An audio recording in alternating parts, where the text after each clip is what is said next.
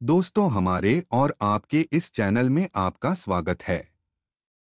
दोस्तों, आप खाटू श्याम जी के बारे में कभी न कभी जरूर सुने होंगे, लेकिन आप में से अधिकांश लोगों को उनके बारे में जानकारी कम ही होगी।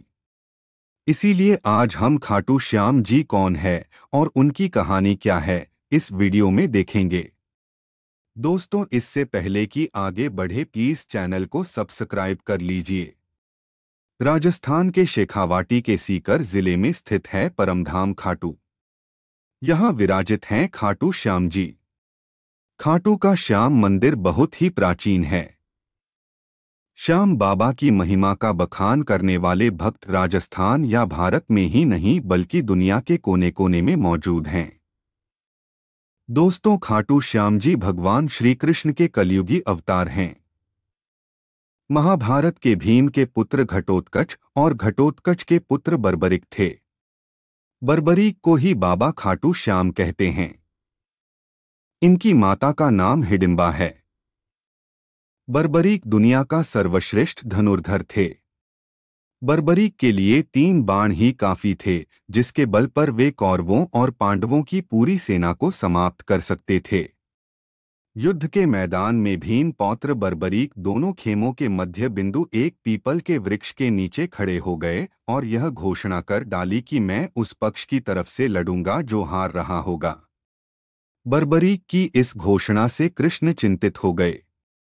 भीम के पौत्र बर्बरीक के समक्ष जब अर्जुन तथा भगवान श्री कृष्ण उसकी वीरता का चमत्कार देखने के लिए उपस्थित हुए, तब बर्बरीक ने अपनी वीरता का छोटा सा नमूना मात्र ही दिखाया। कृष्ण ने कहा कि यह जो वृक्ष है, इसके सारे पत्तों को एक ही तीर से छेद दो तो मैं मान जाऊंगा।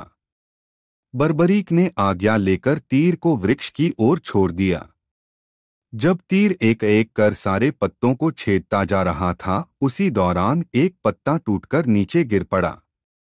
कृष्ण ने उस पत्ते पर यह सोचकर पैर रखकर उसे छुपा लिया कि यह छेद होने से बच जाएगा, लेकिन सभी पत्तों को छेदता हुआ वह तीर कृष्ण के पैरों के पास आकर रुक गया। तब बर्बरीक ने कहा कि प्रभु, आपके पैर के नीचे एक पत्ता दबा है, कृपया पैर हटा लीजिए, क्योंकि मैंने तीर को सिर्फ पत्तों को छेदने की आज्ञा दे रखी है, आपके पैर को छेदने की नहीं। उनके इस चमत्कार को देखकर कृष्ण चिंतित हो गए। भगवान श्री कृष्ण यह बात जानते थे कि बर्बरीक प्रतिज्ञावश हारने वाले का साथ देंगे। यदि कौरव हारते हुए नजर आए तो फिर पांडवों के लिए संकट खड़ा हो जाएगा, और यदि जब पांडव बर्बरीक के सामने हारते नजर आए तो फिर वह पांडवों का साथ देंगे। इस तरह वह दोनों ओर की सेना को एक ही तीर से खत्म कर देगा। तब भगवान श्री कृष्ण ब्राह्मण का भेष बनाकर सुबह बर्बरीक के शिविर के द्वार पर पहुंच गए और दान मांगने लगे।